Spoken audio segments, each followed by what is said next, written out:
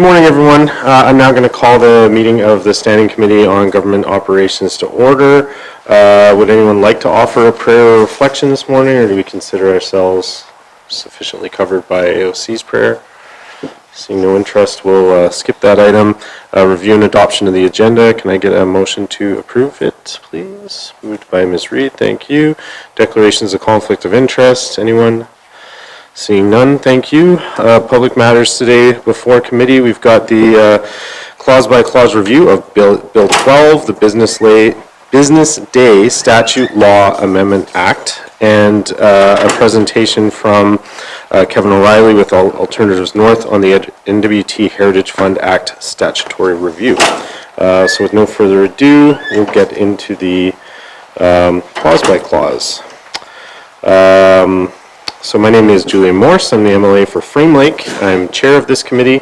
Today's meeting is public and being live streamed on the Assembly's social media channels.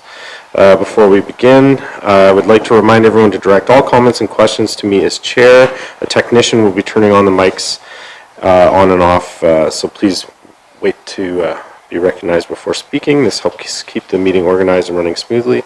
And I'll ask committee members to introduce themselves. I'll start with Mr. Rogers.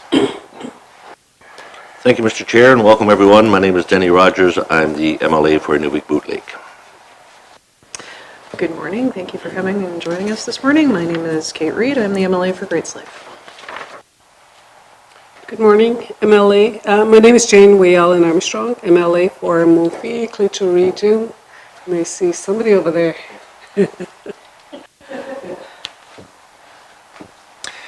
Good morning, everyone. My name is Robert Hawkins. I'm the MLA for Yellowknife Center, and I'm always happy to be here and appreciate we probably have millions of subscribers watching this, as usual, on the Legislative Assembly website, so always appreciate it. I'm Kieran Tester, member for Ranch Lake. Good morning, Richard DeJerk. I'm MLA for Tuna de Willity. Masi. Operating mics from the booth. Okay, thank you. So this morning, the Standing Committee on Government Operations is reviewing Bill 12, the Business Day Statute Law Amendment Act. This bill is available on the Legislative Assembly website if anyone is interested. I now invite the Honourable R.J. Simpson, Minister of Justice, to deliver any opening remarks. Following the Minister's remarks and any public comment, we'll proceed to clause-by-clause review of the bill. Minister Simpson, please introduce your staff and proceed with any opening remarks you might have. Thank you, Mr. Chair. Thank you for inviting me to be here today to speak about Bill 12, Business Day Statute Law Amendment Act, and welcome to those folks watching from around the world. Today I'm joined by Brad Patzer, ADM Attorney General with the Department of Justice, Victoria Carmichael, Legislative Counsel with the Department of Justice, and Frederic Bergeron, my Ministerial Special Advisor. Bill 12 will address an error that was made in 2017 when amendments to the Interpretation Act resulted in some government offices technically being required to be open on Sundays. This was not the intent of the changes from 2017. Bill 12 will amend 4 pieces of legislation to deal with this problem and to ensure Sundays are not interpreted as business days. Subsection 150 of the Business Corporation Act, Section 59 of the Consumer Protection Act, Section 62 of the Judicature Act, and Section 24 sub 2 of the Mechanics Lien Act. This concludes my opening remarks. Be pleased to answer any questions from committee. Thank you. Thank you, Minister. Committee, do you have any questions for the Minister?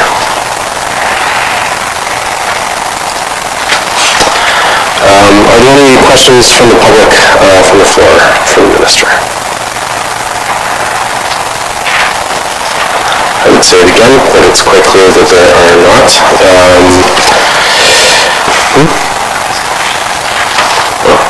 That's on the script.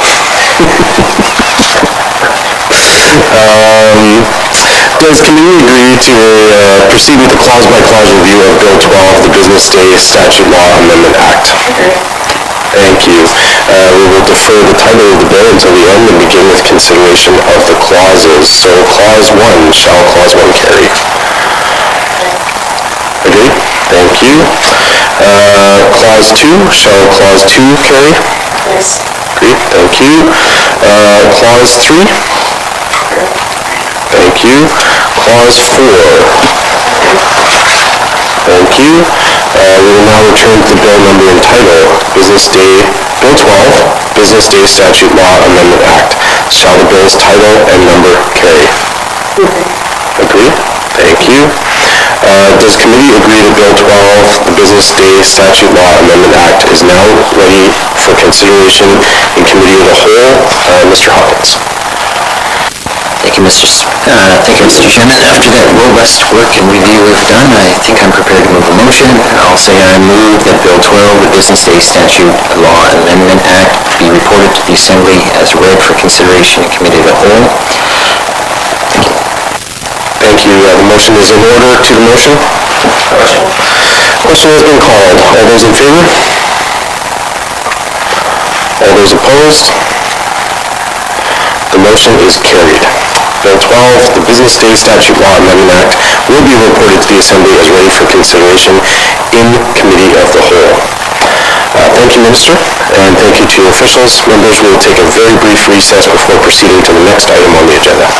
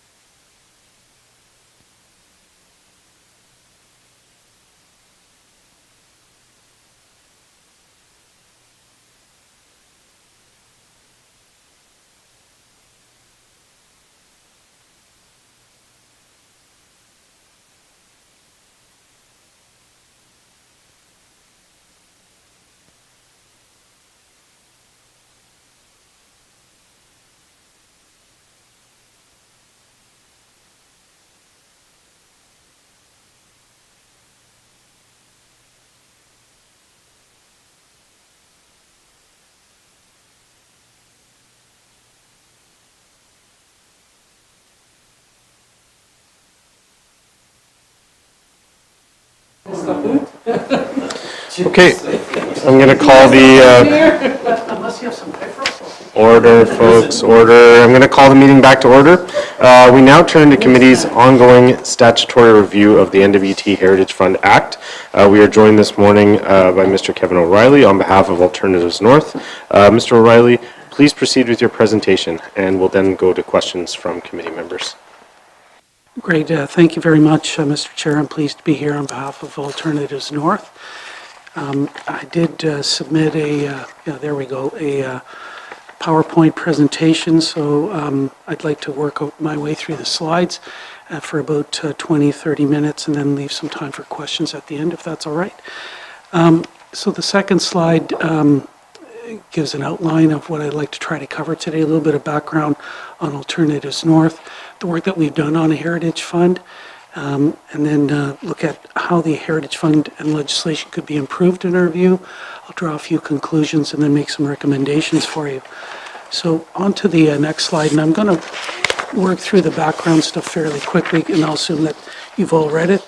So Alternatives North was founded in 1992. I was one of the founding members. We're set up as a registered nonprofit society in the Northwest Territories. We don't have any office or staff. It's a bunch of volunteers. I think last week you got a copy of a report that we've done on a guaranteed basic income as an example of the kind of work that we've done. Next page, please. I think we've have a pretty good track record in terms of working with other people and finding money and linking with experts in southern Canada as well. Next slide. So I want to talk a little bit about some of the work that we've done on a Heritage Fund in the past. During the Mackenzie Gas project, we were one of the interveners. We did receive some participant funding. With some of that participant funding, we hired the Pembina Institute out of Alberta to do work for us, and they did a report called A Review of Experience on Revenue from Non-Renewable Resources. And I just want to highlight some of the recommendations that were made back in 2006. The first set of recommendations they made were about revenue collection, and they recommended using cash bids early in a project in combination with taxes and royalties, that public governments should try to maximize the revenues from non-renewable resources. There should be efforts to capture windfall profits. Incentives, if necessary, should be temporary. Other taxes and fees can maximize revenues and avoid federal clawback. Should try to ensure high environmental performance, incorporate the polluter pays principle in the way that development is regulated, and of course you need to be transparent and try to protect against boom and bust, and one of the ways you can do that is a Heritage Fund. Next slide, please. So the Pembina Institute, they did review a number of non-renewable permanent funds that are set up in other jurisdictions, including Alaska, Norway, Azerbaijan, East Timor, a few places. And the lessons learned from that were to take a long-term approach to revenue accumulation, ensure clear accumulation and withdrawal rules on the fund itself, use future scenario modeling to help manage the revenues and the fund itself, and then make sure that you have a diversified investment portfolio. So that's the recommendations from the Pembina Institute back in 2006. In 2007, we made a recommendation to the Joint Review Panel on the Mackenzie Gas Project, and it's up there, you can read it on your own, but basically one of the recommendations we made was that there should be a non-renewable resource permanent fund set up to try to capture and invest some of the revenues from the Mackenzie Gas Project. Unfortunately, the government of the Northwest Territories disagreed with us, and you'll see their response below. But interestingly enough, about 2.5 years later, they did introduce a bill, and it was passed to set up a Heritage Fund. So next slide, please. So we made a written submission back in May of 2011 on the original bill itself. And I want to just go over some of the recommendations that we made back in 2011. We felt that it was important to specify the source of the funds and that they should be set out in the legislation itself, and they could be something like an amount or a percentage of the revenues, and they should be transferred on an annual basis into the fund. We felt that the fund should be operated in a way that would protect it from inflation. Next slide, please. And that there should be some protection from premature withdrawal of the capital. And we felt that there should be ways to ensure that the investments follow ethical and responsible investment standards. And lastly, that there should be an arm's length agency to manage the fund in the interest of all the people of the Northwest Territories. I can say I did review the committee report on this. Some of the recommendations we did make were actually accepted by the committee, and the committee pushed to increase the premature withdrawal provision from 10 to 20 years, and that's found in the current legislation.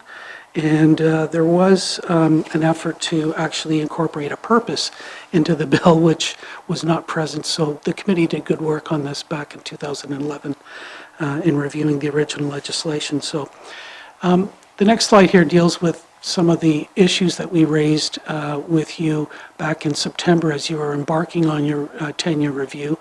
And I'm just going to run through some of these again for you. We felt that it would be important to look at the adequacy of resource revenues. Is the government of the Northwest Territories capturing a fair return for the resources that are extracted? Should a greater proportion of the resource revenues be invested into the fund? Should there be any ethical principles that govern how the fund should be invested? What, if any, expenditures can be made from the fund? Next slide, please. A few other points from our letter in September. We felt that there was a lack of transparency around public reporting, performance, and governance of the Heritage Fund. And an example of that might be that there's no defined contributions to the fund. It's basically a percentage of resource revenues. We felt that there should be some examination of other ways to limit cabinet discretion in that regard. And there's really a lack of public governance and accountability. And so next slide, I'm going to move into some of the sort of analysis that I did in preparation for the presentation. This is a very busy chart, and I don't expect you to read it, but the statistics here are from the Bureau of Stats, and what they are is the value of resources that are extracted and exported from the Northwest Territories. And they include columns for silver, gold, I can't even read it myself, other diamonds, oil and gas, and then there's a total, and then I should actually look at this chart because it's a little bit bigger. The total value of resource production, the royalties received are in another column, and that's taken straight from the public accounts. And the Heritage Fund balance is in the second last column, and where the Heritage Fund is specified a yield rate, I inserted that as well. So it's a very busy chart, but you can look at it at your leisure. But I took the liberty of extracting, I think, some of the highlights from this in the next slide, if we could. So since devolution on April 1st, 2014, over $20 billion worth of non-renewables resources have been extracted and exported from the Northwest Territories. So after 12 years, our Heritage Fund is now at about $50 million. And since devolution, $366 million have been paid to GNWT in royalties. The GNWT, though, only gets to keep $137 million, or 0.68% of the value of the resources. There may be some other revenues coming to the government of the Northwest Territories, corporate taxes, personal income tax from workers and so on, but those are not disclosed in any way publicly. But in terms of the resource royalties, it doesn't look like there's a lot coming in from mining and oil and gas. Next slide, please. So this is a slide that highlights one of the studies that was done for industry, tourism, and investment back in 2017. This was by a consultant by the name of Andrew Bauer with the Natural Resource Governance Institute. He's based in Montreal. He said, in looking at the mining fiscal regime, that the Northwest Territories has one of the world's most charitable fiscal regimes for the mining sector. And then he goes on to provide some statistics. So I think that's advice from an independent expert. That study, though, is no longer seems to be available on the ITI website. Next slide, please. Yeah. So here's another expert that was actually hired by the Standing Committee on Economic Development and Environment in the last assembly.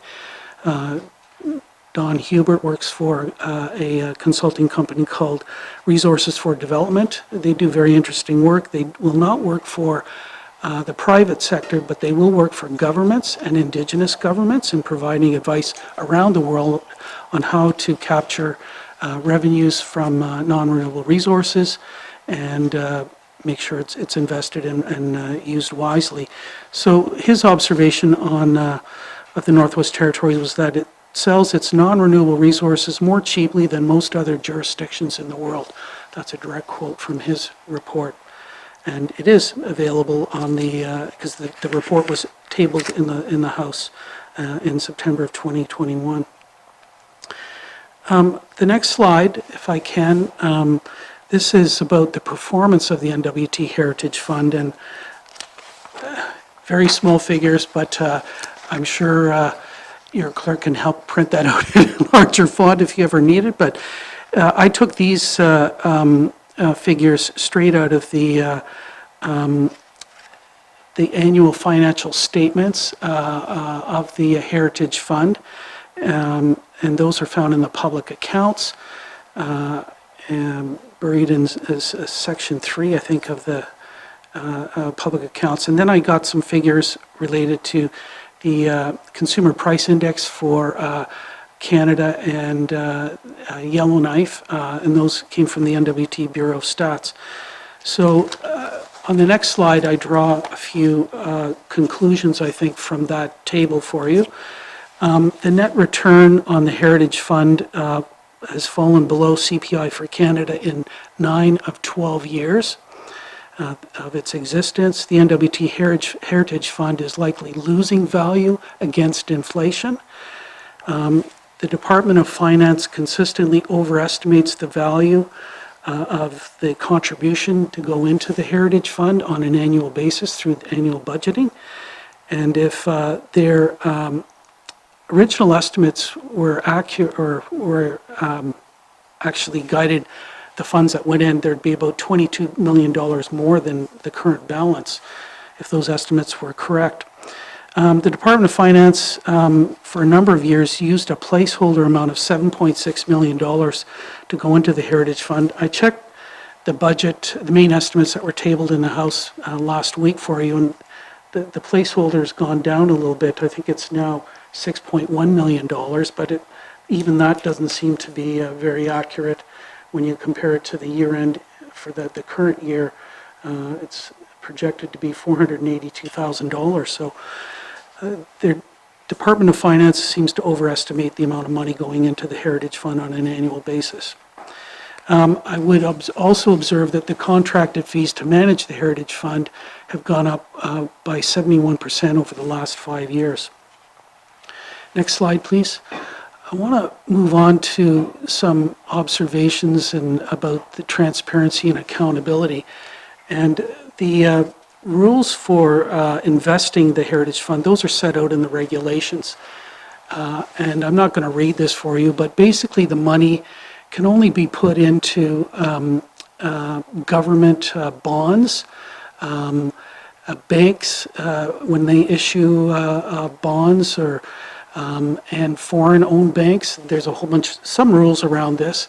Municipal corporations as well. The fund can be invested in the bonds that they issue. Equities can only make up about 25% of the fund according to the regulations. You can see that they have to have pretty high credit ratings, and there's also some restrictions on the amount of how much of the assets can be invested into these various categories as well.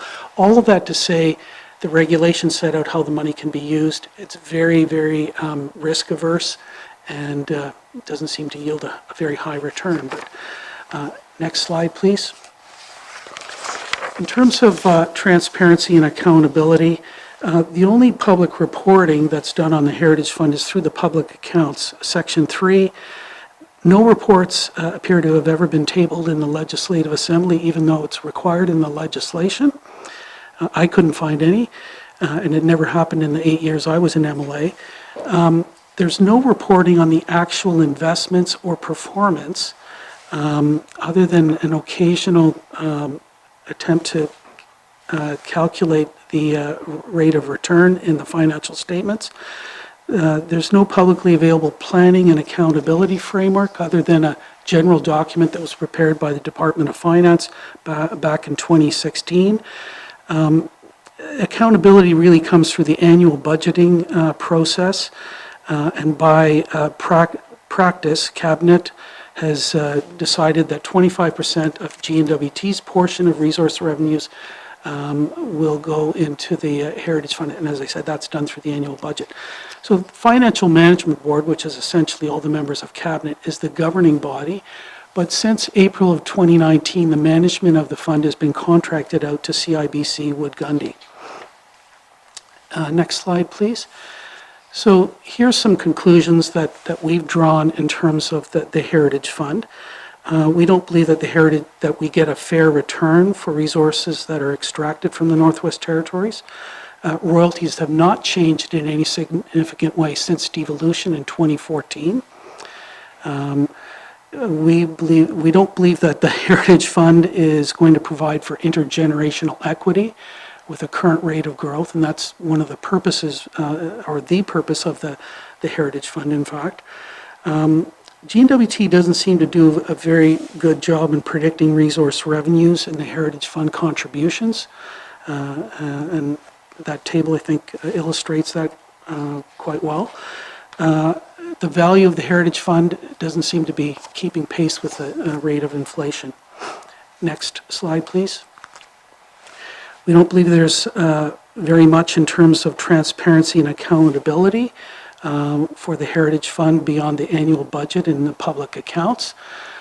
There's certainly, in our view, a need for greater transparency around the Heritage Fund, its performance and investment policies. There's no legislated criteria or requirements for contributions or withdrawal of funds. They could be put into the regulations, but the regulations are essentially silent on that. And there's really no clear role for public participation in oversight and management of the Heritage Fund.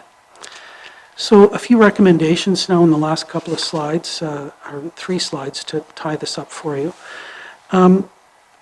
So this slide is really aimed at trying to improve the position of the Heritage Fund over time.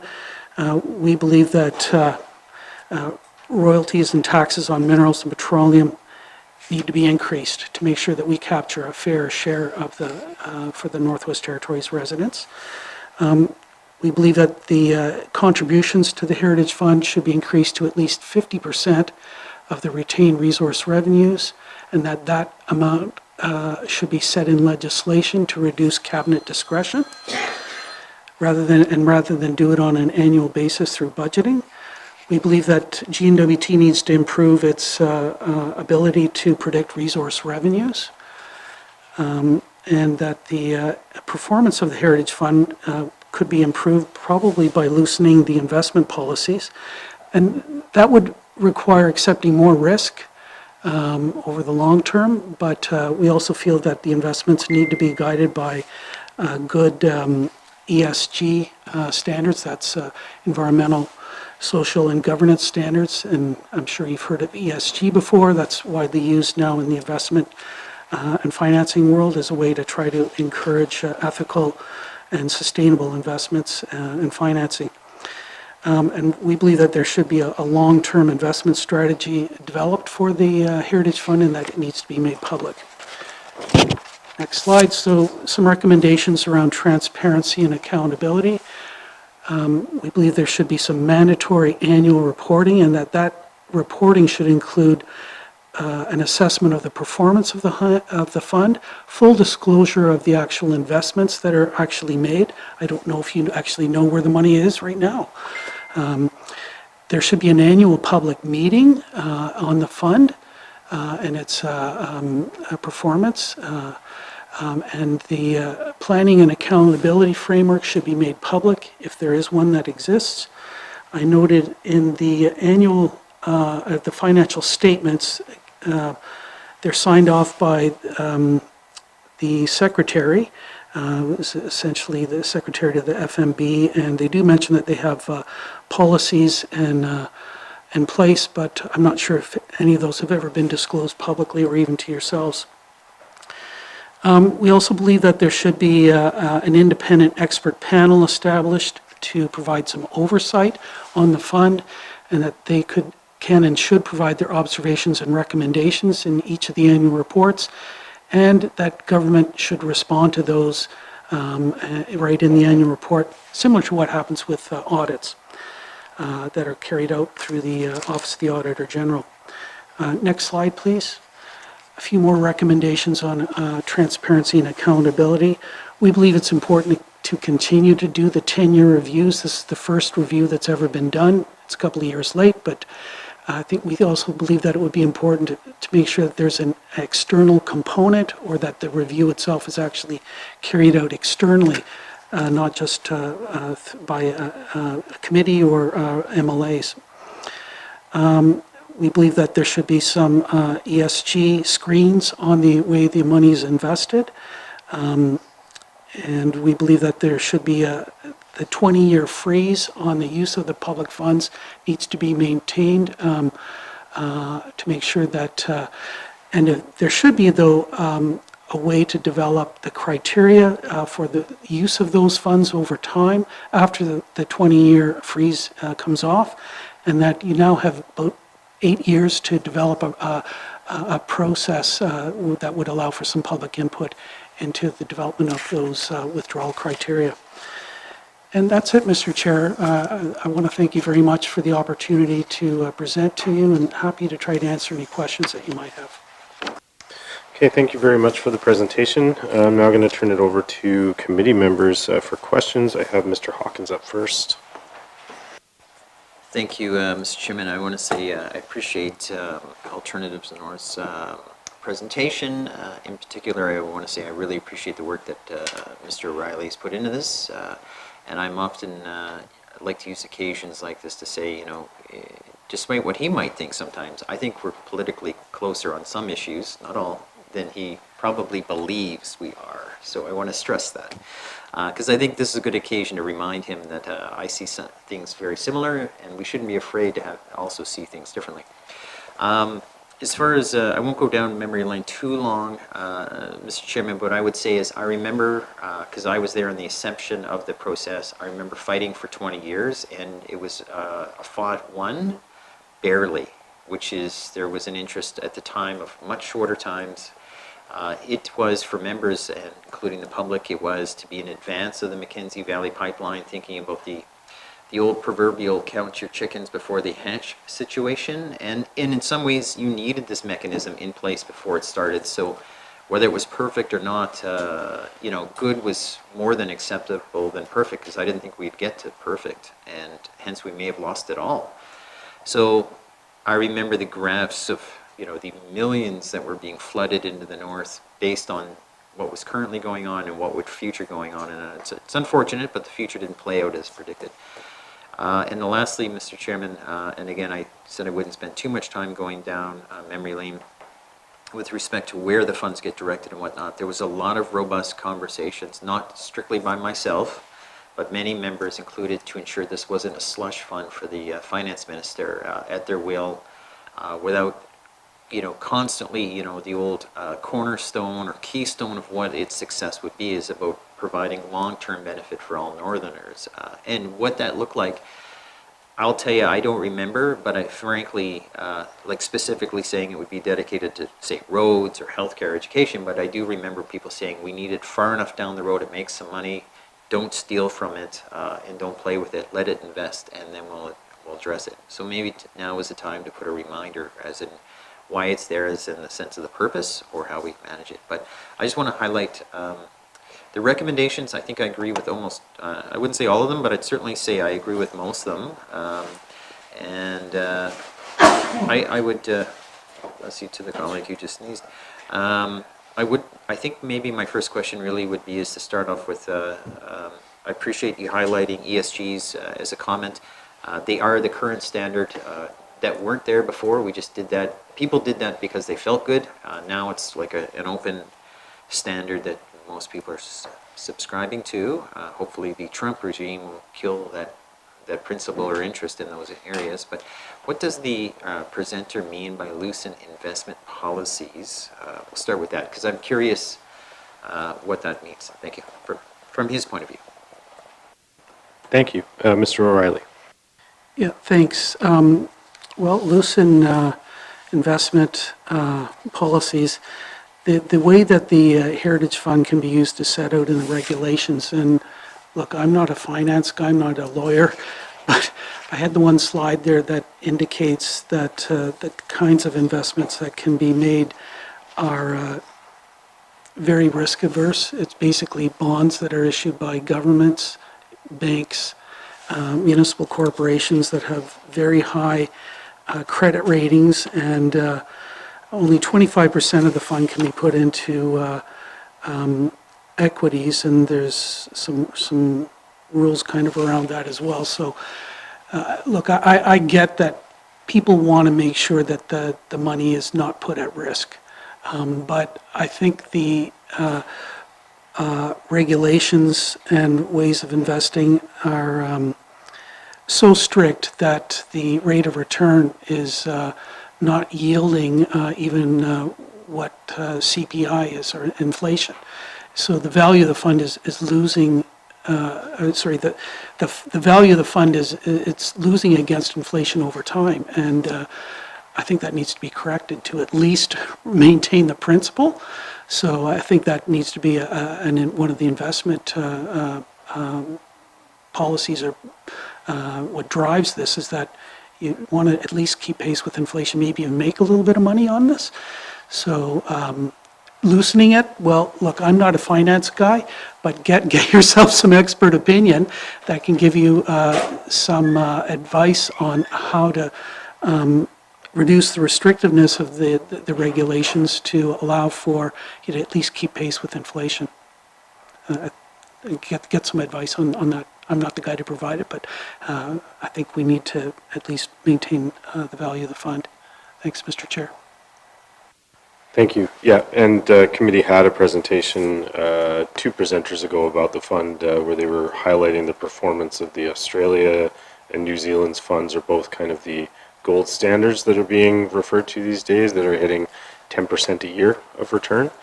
So certainly committee does have some evidence on the record about how things can be done better. Mr. Hawkins, a second question?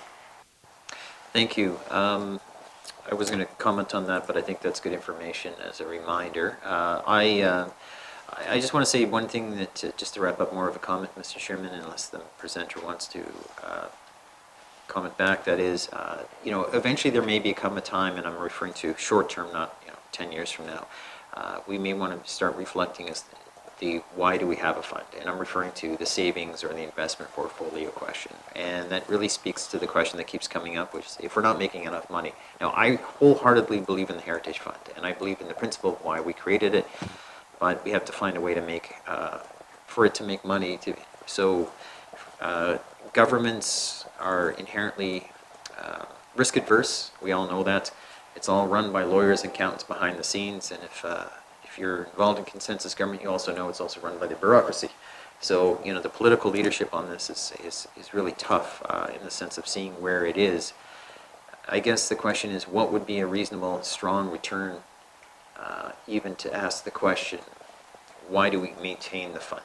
Like, are we maintaining the fund just to be good people and say we're investing in the future? But as the presenters pointed out, if we're losing more than CPI, we're actually losing money, and maybe the money should go into schools, healthcare, et cetera. So, I mean, the dynamics of, do we borrow money and spend more money on that money to solve today's problems? Do we invest this money into today for tomorrow? But again, we're losing money in the sense of value of it. So I know our presenter, I don't know extremely well, but I know him well, and he's right. He's not an accountant, either am I. I'm not an investor. So, I mean, it's a dynamic challenge. Has the Alternatives North thought about, or is this the best way to manage or to deal with resource revenue question? Ultimately, would you have a different recommendation? In other words, collapse the fund if it's not making a certain amount of money, or redirect it in a different form? Thank you. Thanks. Over to the presenter. Thanks, Mr. Chair. Well, we were one of the organizations that really pushed for a Heritage Fund in the first place. And I think this goes back to the way that we and others tend to think about resources, particularly non-renewable resources like diamonds or oil and gas. These are one-time natural wealth that once it's extracted, it's gone forever. And if you believe in intergenerational equity, or a way of making sure that we benefit from those resources, and not just this generation, but future generations, we've got to find a way to try to spread that wealth out. And that's why we hired the Pembit Institute back in 2006 to look at the whole issue of what governments do with resource revenues. And one of the ways to try to provide for intergenerational equity is through a sovereign wealth fund, heritage fund, non-renewable resource permanent fund. They're all the similar names for the same sort of concept of setting aside money so that those that come after you are still going to benefit from it. I guess our government made a conscious decision that with devolution coming, being anticipated, and it did happen in 2014, that our government wanted to do this, similar to a lot of other governments around the world. But they also made a decision that only 25% of the resource revenues retained by GNWT will go into the fund. That means the other 75% are used for, and if you read the documentation at the time, are for debt management and investment into infrastructure. So has that really provided intergenerational equity? Well, I think that's a good question for you folks to pose and ponder as well. But I guess our position is that we still believe that there can and should be a heritage fund. I mentioned how $20 billion worth of resources have left the Northwest Territories since devolution. That's a lot of wealth that's leaving here, and I think people need to ask, are we getting a fair share of that as well? So yeah, we still believe in a heritage fund as a tool to provide that intergenerational equity. How to make sure that you can improve the rate of return? Well, one of the recommendations is look at other investment policies, make them public, providing external oversight and more accountability on the use of the funds and the performance of the funds. I don't know whether any of you, when I was here for 8 years, I didn't really spend a lot of time looking at the Heritage Fund, even in the public accounts. I think one of the recommendations from a group that looked at this, it was a bunch of students actually, was that one of the standing committees should carry out a public review of the Heritage Fund Act annual reports. Not just the financial statements, but look at the performance on an annual basis. I think there needs to be better communications and awareness in the public as well about the Heritage Fund. We don't really promote it and talk about it a lot, and when it's buried in the public accounts in Section 3 and nobody really talks about it, nobody's really aware of it as well. So lots of, I think, work that can and should be done to raise the public awareness, improve management of the fund, performance of the fund, more accountability, transparency, and I think some of the recommendations we've made should help with that. Thanks, Mr. Chair. Thank you. I have Mr. Rogers up next for a question. Thank you, Mr. Chair. Thank you, Mr. O'Reilly, for the presentation. And I certainly agree around the management transparency. I think we've had those conversations at this committee moving forward and how we want to look at that. And I've stated here, certainly I think our 25% in equities is too low. I think we are too risk adverse, so I'm happy to hear that in the presentation. I agree, if you have to take a little risk if you want to make some money. I'm just wondering, and I know you mentioned that you're certainly not a lawyer or a finance guy, but in your research, I guess, and some of the experts that you've certainly quoted here in your presentation, have you kind of looked at how, I guess, Alternatives North would see a good kind of investment strategy or a better makeup? Have that been any recommendations that you received, I guess, from your research on that? Thank you, Mr. Chair. Thank you. Mr. O'Reilly? I'll confess this is not an area I know anything about, but, in the little bit of work that I've looked at, you want to avoid something called the Dutch disease, where you invest too much in your own economy. I think Norway has the largest sovereign wealth fund in the world. It's over $1 trillion.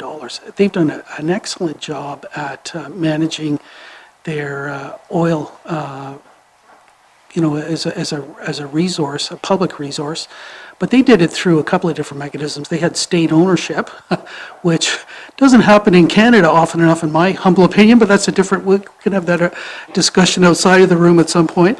But they also had very strict rules around the investment of the funds and the retention of those funds. And so I think there's a lot of really good lessons to be learned from that.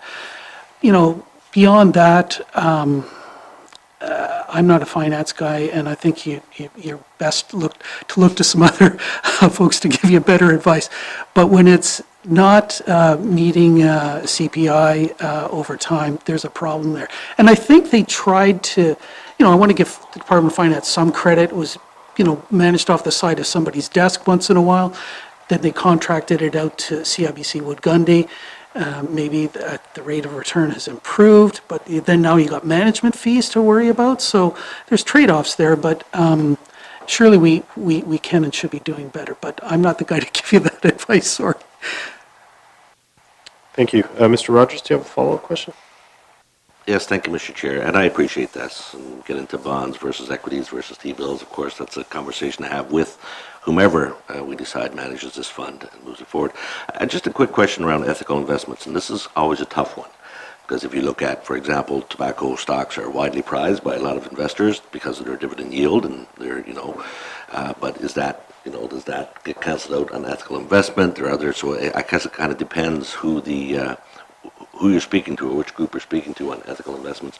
I don't know if you have anything further on that, or if if Alternatives North dove into that a little more and kind of picked out what they would consider ethical investments versus non-ethical investments.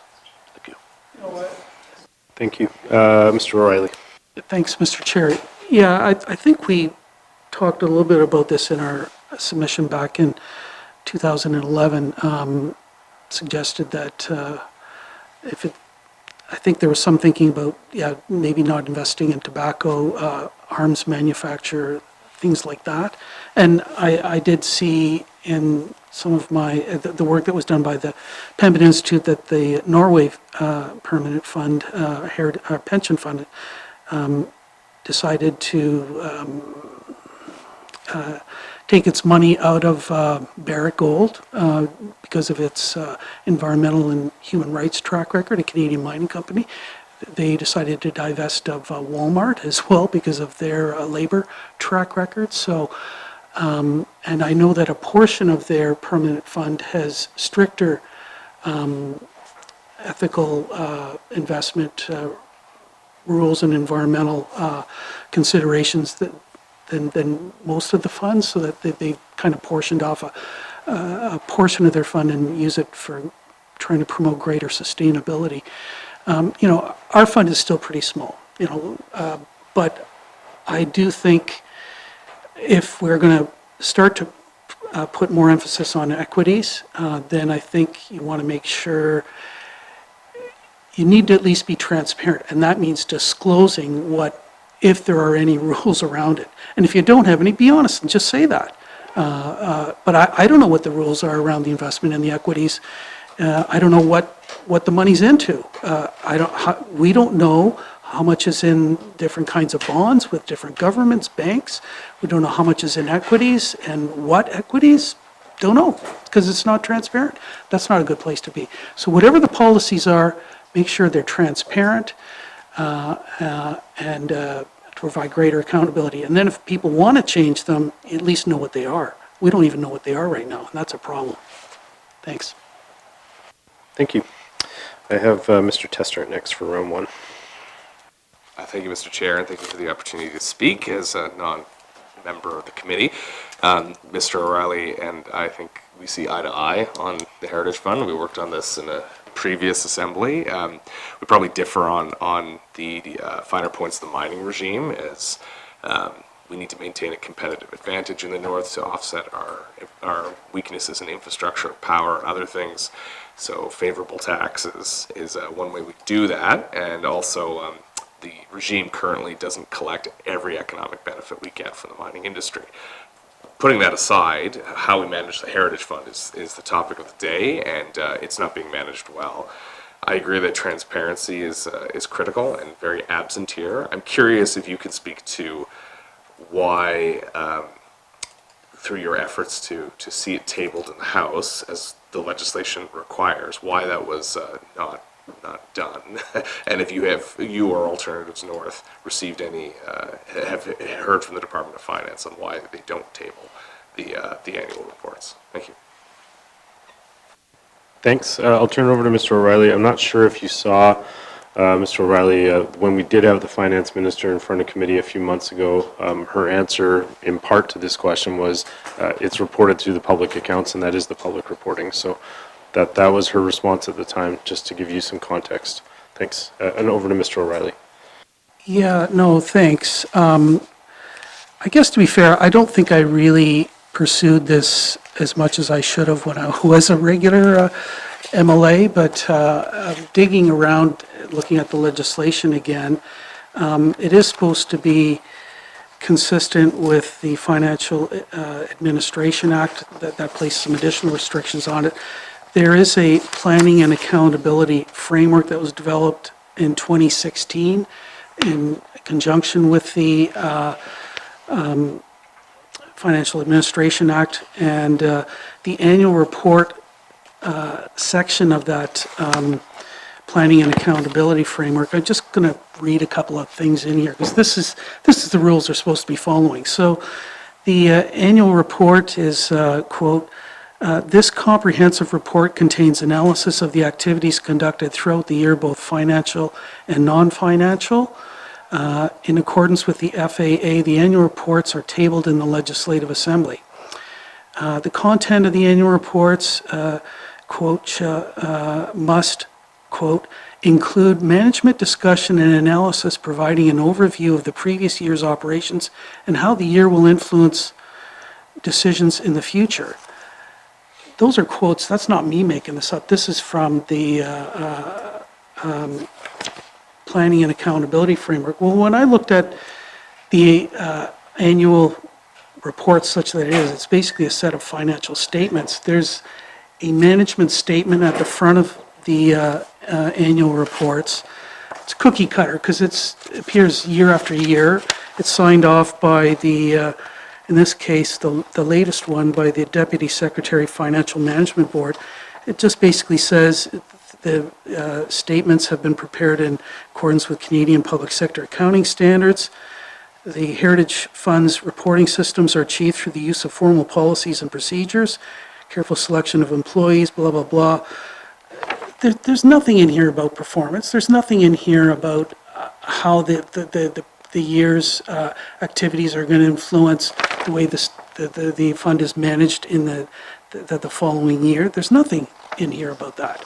So I don't believe it complies, or it's consistent with the requirements in the legislation itself. As to why the there's no more annual reports other than what appears in the public accounts. You know, it took me a couple of hours of my own work to try to find the financial statements and then take them out of the public accounts and create my own little folder for them. And then one of the earliest report, I had to go to your great library downstairs to actually get that because it's not available on a website anywhere. So that's not very good accountability or transparency, and I don't think it's meeting the minimum requirements of the legislation. So I would encourage you guys are reviewing the budget now. Ask lots of questions about this on the floor. But where's the annual report? Where's the public information about performance? You've got an opportunity to do it right now on the floor. So I don't, yeah. That's my little rant about how it's not even consistent, I think, with the current legislation, the accountability and transparency of it. So, thanks. Thank you. Mr. Testart, do you have a follow-up? Thank you, Mr. Chair. Thank you, Mr. O'Reilly. I think we might take a look at that at the public accounts review, which is ongoing as well, and maybe we can improve accountability there. Because of course, if we're not compliant with our own rules, it's up to us to follow those rules, and there's no one else who's going to tell us to do that. Moving on to like investment criteria, I guess I have a two-part question. Just noting the time. One is, do you think if we were going to does Alternatives North have a position on if the fund was performing well, let's say, and was a significant amount, pulling interest out of that fund and using it to fund infrastructure and whatever the GNWT wants, but contributing to the general revenue stream? And then question two, would you take or do you have a position on whether the fund's criteria was loosened up and some of the fund was used to invest in resource development projects in the Northwest Territories? Because that's one thing we are hearing from the resource sector, is that there is not a lot of equity in markets to sustain resource development in the Northwest Territories. And of course, this fund will cease to have a purpose if there's no royalties flowing into it. So one way we could change that, there used to be a rule in Canadian, the big Canadian funds that they had to invest, 90% of them had to go back into Canada. When that was the environment, it was easier for companies to go to market and get funding for their projects. We don't have that rule anymore. The feds took it out. But we have the ability to put our own rules in for the Northwest Territories. So is that those kind of two prongs, interest and whether or not it would be appropriate to invest in future resource projects with the Heritage Fund? Thank you. Thank you. Mr. O'Reilly. Sure. Thanks, Mr. Chair. I'll do my best. On the use of the funds, we really haven't talked a lot about that. But in our presentation, we did make a recommendation that if the 20-year freeze is maintained for any withdrawals from the fund, that you've got 8 years now to actually develop those rules. And whether the committee wants to dive into some of those considerations now, that's up to you folks, of course, to decide. But we feel there's at least enough time to develop some withdrawal rules now. Got 8 years to do it, whether you do it all now or what we had proposed is to at least start to set up a public process to develop those rules now. So I think that's an important thing to do. There are some rules in the legislation now around the withdrawals, and I can't find the act in my pile of paper, but you can't withdraw any of the principal. You can only withdraw up to, I think, 5% of the interest that's been earned in any one given year. Beyond that, if you want to make withdrawals, it requires a special act to be brought forward by the proposed withdrawal by the Financial Management Board has to be brought forward in a bill by the Finance Minister. The Standing Committee, though, in its initial reviews, did recommend that there needed to be a supermajority passage of that bill. Well, congratulations on that. Unfortunately, the minister wouldn't accept that potential amendment, but it is within your purview as part of this review to consider that. We haven't taken a position on that personally. I think it's a good idea. You want to make sure everybody's on side if you're going to start using the nest egg that's been set aside for future generations. Anyways, all that to say, I think you've got some time. Look at this carefully, study how other jurisdictions have done this, but make sure there's a public process in place to develop those rules. As to whether you want to use some of the funds on resource development projects, I think a couple of considerations there. One is, I mentioned earlier, the Dutch disease, where you don't want to spend or invest too much money in your own jurisdiction because it can actually fuel inflation and put a whole series of other pressures on public financing. So that's something to be aware of and be careful of. Whether incentives or investments in resource development is a good idea or not, I think that's something we should leave to the public process. I don't think Alternatives North is opposed to government ownership, equity, stake in resource development on the part of the government. In fact, I think we've actually proposed that a few other times. But I think that's an issue that really needs to be examined carefully in the development of those withdrawal rules. Thanks, Mr. Chair. Thank you. Ms. Reid, I have you last but not least for first round. Thank you, Mr. Chair, and thank you, Mr. O'Reilly, for coming in today. Just briefly, you mentioned earlier, and we're all aware that when resource royalties come into the GNWT, 25 is slotted for the Heritage Fund, and 75 is usually for debt servicing and for infrastructure. And in your presentation, you've noted that Alternatives North is interested in seeing the Heritage Fund be increased to 50%. Can you speak to as why Alternatives North has selected that percentage? What work you did to accomplish sort of that recommendation? Thank you. Thanks. Over to the presenter. Thanks, Mr. Chair. Look, it wasn't a lot of work. That was a figure I picked out of the air. So we just think 25% is not going to build intergenerational equity. The current rate of accumulation after 12 years, we're only at $50 million. I know that you heard from the Department of Finance, and they say in the next 5 years it might go up to 75 million, but boy, their estimates are so far off. I'm not sure that, I don't know what that's based on, but I do think we need to have greater ability within, I guess, ITI and finance to actually predict what resource revenues are. But what the actual figure should be, I think that's something you folks can and should study and look at how the best practices in other sovereign wealth funds. But to be honest, that was just a figure that I picked out of the air. So I think it needs to be increased from 25. What is the appropriate level? Well, you're going to hear from other folks, I hope, on that issue as well.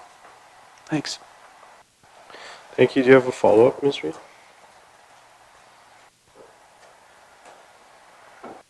Do I have any further questions for round one from members? Yeah, I saw you on round two. Seeing none, I'll go to round two. Mr. Hawkins, I have you up first. Thank you, Mr. Chairman. I think just quickly here, I just wanted to provide some closing thoughts because I know we're reaching the end of our presentation. Everyone's time is very valuable, including Mr. O'Reilly's. And we still have much more work to be done. But it's funny, it came up in conversation here, the supermajority. I fought like heck to get that because I often believe that very, very deep important decisions can't win out the day by one vote because they create frustration and resentment. And when we're talking about the Heritage Fund as such, it's hard to revisit this a year later after the money's gone. So, losing a vote by one and all of a sudden the gates are open. You can say we didn't like the way something was voted on. You can revisit those, but you can't revisit money that's left. Just quickly, my comments, I'll just say in a kind of a bullet form. I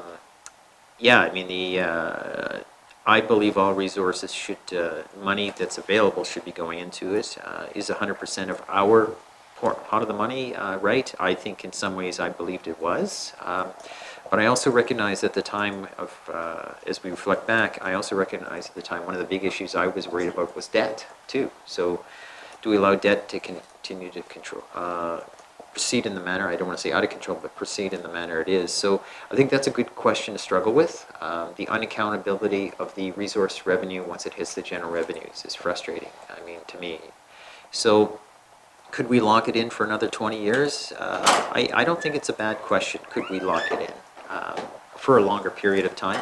I honestly don't think we need to develop the criteria today. The reason I say is if we proceed to locking it in further or push it out further, I'd be worried about the I don't remember what the analogy's called, but when you have a decision so far away, it becomes meaningless and you avoid it and you don't make an effective one, and you don't want to leave it too late because then you're making a rush one. So what is the right time? And I almost wonder if the next assembly or thereafter the following assembly is at a better position to make a decision on the principles of the day then, as opposed to this one.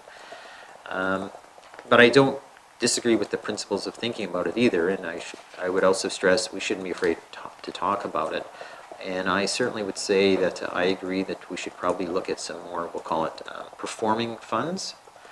And maybe the last thing, Mr. Chairman, is I do remember, I can't attribute this to myself in any way, so I don't want to pretend I'm taking credit for this, but I do remember the discussion about having external talent fully overseeing and managing the fund at the fruition of this, but for some reason there's something in the back of my mind saying at the time that there was no money in there to manage. So at the time it may have been more a sense of a practicality, I seem to recall.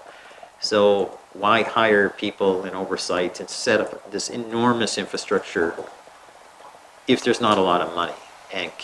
But I think the question really is, okay, how much? Where's the tipping point of saying now there's real investment dollars? Now we expect a bigger return. I mean, $1 million is a lot of money to me. Let's not kid ourselves. And I know a lot of people that would be like a flood of money. But for governments and organizations, that's not a lot of money, and you lose a lot of money in the fees and interest and whatnot. So perhaps now's the time, as recommended by Alternatives North, to have that type of oversight, transparency, and whatnot.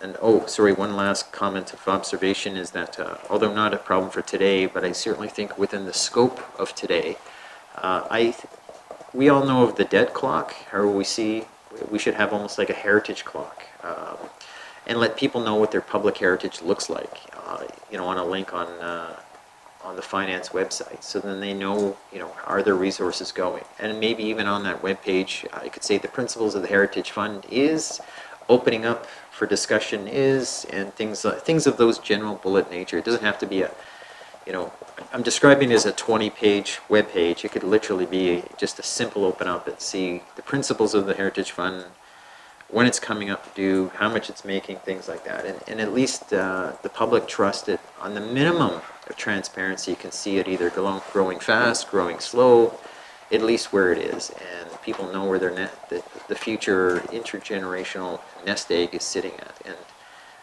I'd like that maybe for a future conversation. It doesn't have to be resolved today. But maybe just general comments as we're wrapping up, Mr. Chairman, and I wanted to put them on the record. And again, I want to thank Mr. O'Reilly for his thoughtful observations. Thank you. Thank you. I didn't hear a question there, but Mr. O'Reilly, do you want to respond in any way? There's no obligation. Yeah, no, and I recognize your time is short, but I just want to turn to the issue of oversight. There was this group of students that looked at, they did report a question of future prosperity, developing a heritage fund in the Northwest Territories. It was tabled in the House back in February of 2014, and one of the students that was looking at this was actually from Fort Smith, and they recommended Heritage Fund Supervisory Council, which is, an interesting idea. They said that it should act as trustee for the funds, representatives from NWT Financial Management Board, independent financial experts, and civil society. And that's kind of what we're suggesting as well. It doesn't have to be a massive amount of money or something, and it can be done through a public process of people expressing, their interest in serving on something like this, and they have meet once or twice a year, work with, or quarterly, look at the statements, ask questions, make recommendations, and then Department of Finance, the minister has to respond to those observations, recommendations right in the annual report. So anyways, I think we're at a stage where that is necessary. It's no longer good enough to just have the FMB managing this without any oversight other than through the financial statements that go into Schedule 3 of the public accounts. Anyways, we've made some recommendations around the issue of transparency, oversight, and building some accountability, and now's the time to do that, where, after 12 years, we need to do a lot better. Thanks, Mr. Chair. Mr. Hawkins, did you have a follow-up question, or I get the impression you got your thoughts out? Nope? No, I was just going to say. Okay. I agree that maybe there's a different way of doing it, and there are a lot of ways of achieving the same result. So perhaps that's a great avenue. And earlier, my comments were just overall observations. And again, I thank the presenter for their time. Thank you. Thanks. Thank you. Mr. Testard, I have you up for round 2. Thank you, Mr. Chair. So, are you familiar with the other managed heritage funds in Canada, or funds like them in Canada, and the transparency provisions around them? Because I'm interested in your recommendation around annual general meetings, kind of to discuss the fund and more of a public process.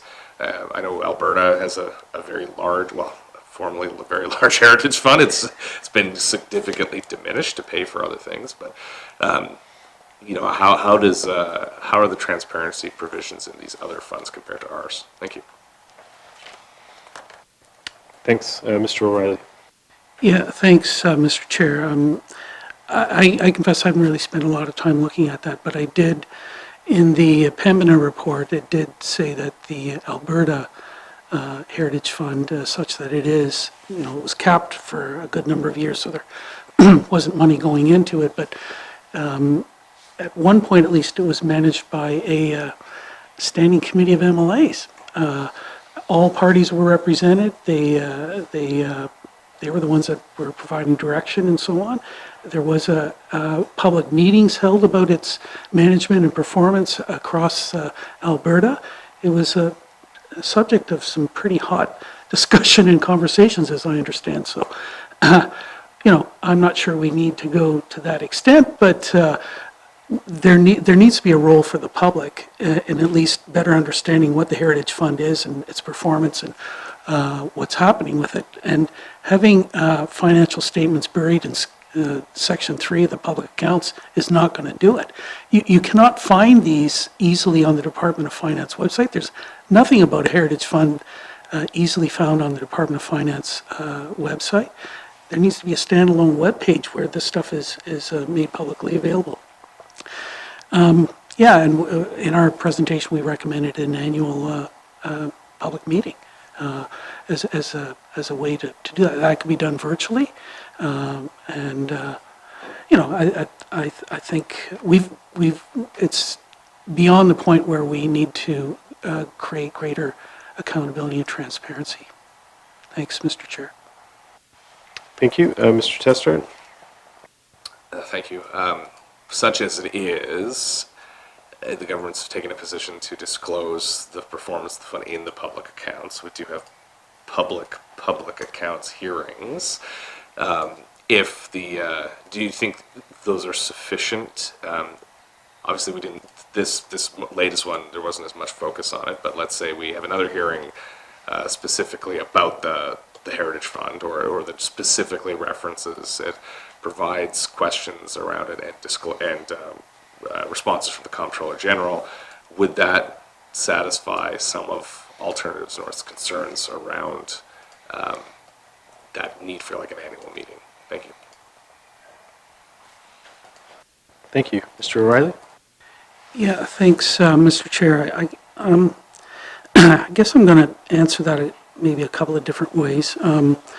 First off, I want to turn to there's a group, and I'm sure you know this, the International Forum for Sovereign Wealth Funds, and I did look at the Santiago Principles that are outlined in their the 2008 document, and I just kind of started to do a little mental check against what I think, or at least what I know of our practices and policies around this, and I don't think we pass a lot of these principles. We're just not consistent with them, particularly around transparency, accountability, disclosure. And, I mentioned having the financial statements buried in Section 3. The annual reporting that is done is basically financial statements, and you know that there is one figure, I think, in there somewhere around the rate of return, but not really a lot of detail. We should be disclosing what the money is put into. And if it takes a page of bulleted lists of what those bonds are, how much is held in them, what the equities are, that should be publicly disclosed. We need to know what the money's actually put into. We need to know more about the performance of the fund. We need to know what the written investment policies are. The Secretary says that they do have formal policies and procedures. What are those? Have you ever seen them? I've never seen them. The Santiago Principles say that stuff should be made public as part of best practices. So we're not consistent with internationally set standard practices around the sovereign wealth funds. So I would encourage you as MLAs and public accounts in particular to dive into this and ask lots of questions around it. And I think you also have the ability to propose amendments to the legislation, and I encourage you to do that. Think carefully about it, get some help from your law clerk, and propose changes to the legislation to require greater disclosure, transparency, and accountability. Thanks, Mr. Chair. Thank you very much. Do I have any further questions from committee on this matter at this time? For round two? I do have a couple of my own to ask. We are running pretty short on time here, but one thing I wanted to poke on a little bit was, you mentioned in your presentation dissatisfaction with the royalty regime in the NWT, the amount of economic rent that we're successfully pulling from industry.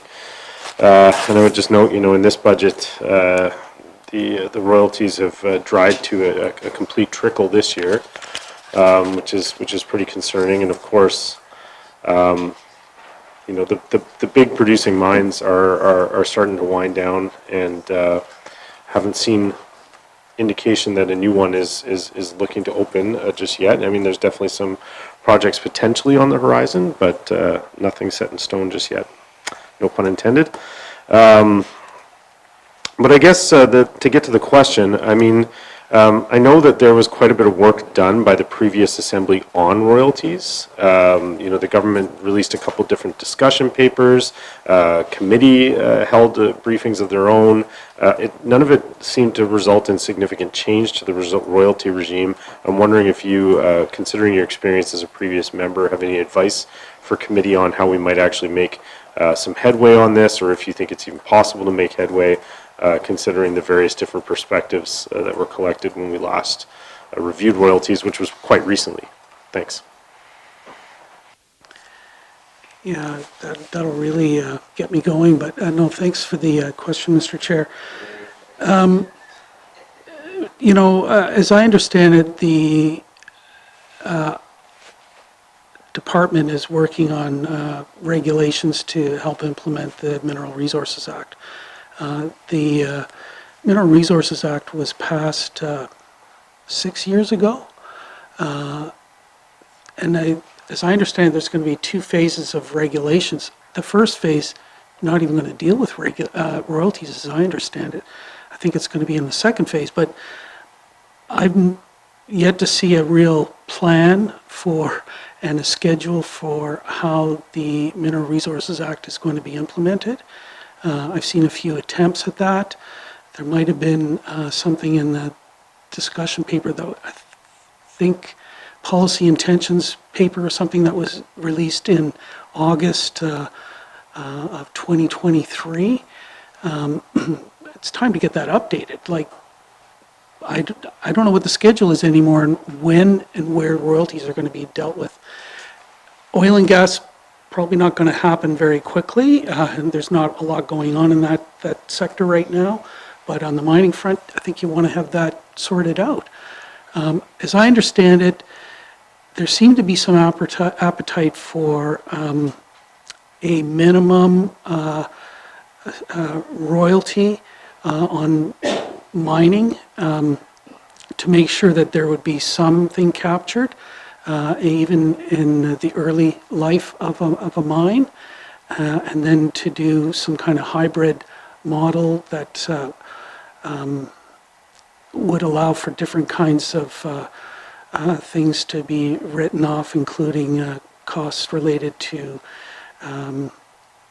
consultation with Indigenous governments and things like that. I think some of those principles or thoughts have been captured, but at the end of the day, where's the beef, so to speak? There's nothing in writing, and given that that is or has been a potentially large revenue stream, I would urge you to continue to push on that and find out the status of the work and what's being done on it. And because 6 years, 10 years after devolution, there have been no significant changes. Why did we get devolution in the first place if it wasn't to do things better and differently than the federal government? I fully support working with Indigenous governments, and that's a legal requirement now. It's not optional. It's the way that the Northwest Territories works now. But 10 years, we haven't changed the royalty regime in any significant way. That's not good. And I think a demonstration of that is performance and the amount of money going into the Heritage Fund. And look at how much the value of the resources that are flowing out of here. Thanks, Mr. Chair. Thank you. And the last one I wanted to ask about is just one of the recommendations you made. Similar to other committee members, I think a lot of the recommendations I generally agree with and appreciate, and they line up with some of the recommendations we were getting from experts on sovereign wealth funds as well. The one that you made was continue the 10-year reviews, but make them external, so get them out of committee. Can you explain what you mean by that a bit more? Just want to hear from you what you think of the external reviews and what you think, what you mean by that, really. Thanks, Mr. Chair. Well, when we wrote to you back in September of last year, it wasn't even clear to us who was carrying out the review. I had anticipated or thought that there'd be a motion in the House to delegate the authority for the review to a standing committee. I don't think that happened. At least I'm not aware of it. So it wasn't clear whether, and I watched the presentation from the Department of Finance back in August, I believe, of last year, and they were kind of a little hesitant, taking a bit of a hands-off, like, we're going to give you information, but we don't want to really do this kind of stuff ourselves. But it wasn't clear to us who was actually going to carry out the review. So but I appreciate that the committee has taken this on. You've developed a report with the key questions you're going to ask. You've got a bit of a timetable, how you're going to go about that. I think that's really helpful for the public to see that you actually have a way of approaching this, and that's good. But at some point, maybe when the fund is bigger, 10 years from now, when the next review is done, I'm not sure having MLAs do it is always a great idea. Maybe it should be an outside body, an outside group that has some expertise with this that carries out the review of the Heritage Fund and makes recommendations to a standing committee. So at least I think that's what we're suggesting, is that there needs to be more work done outside of the standing committee on this, and maybe that can and should be done externally, especially as the fund starts to grow over time. Thanks, Mr. Chair. Thank you. And I certainly hope it does start to grow. I hope committee is able to make some recommendations that can maybe contribute to that happening. With that said, do any committee members have final questions for the presenter before I close the public portion of the meeting? I'm seeing no hands up, so I'm going to say thank you to Mr. O'Reilly and to Alternatives North for taking the time to come and share all this information with committee. It was certainly helpful for me, and appreciate getting some recommendations from the public, and particularly from NWT residents about their thoughts on what to do with the Heritage Fund in this 10-year review. Mr. O'Reilly, if you want to make any closing comments, you can. Thanks, Mr. Chair. I will confess that I neglected to see a couple of your meetings where you did invite some experts in, and so I will watch that. And I would encourage you to continue to get views from outside, but I would encourage you to also hire your own independent technical expertise to help you interpret what folks are saying, and look elsewhere as well. So I would encourage you to retain your own technical expertise as part of this review. Thanks, Mr. Chair. Okay, thank you very much. So that concludes this presentation, and it concludes the public portion of this meeting. So we will take a second to close off the broadcast. If committee members can stick around, we just have a bit of ministerial correspondence to look at, and so we'll quickly move to that as soon as Mr. O'Reilly gathers up his papers and clears out. Thank you, and thank you to the public if there was anyone observing.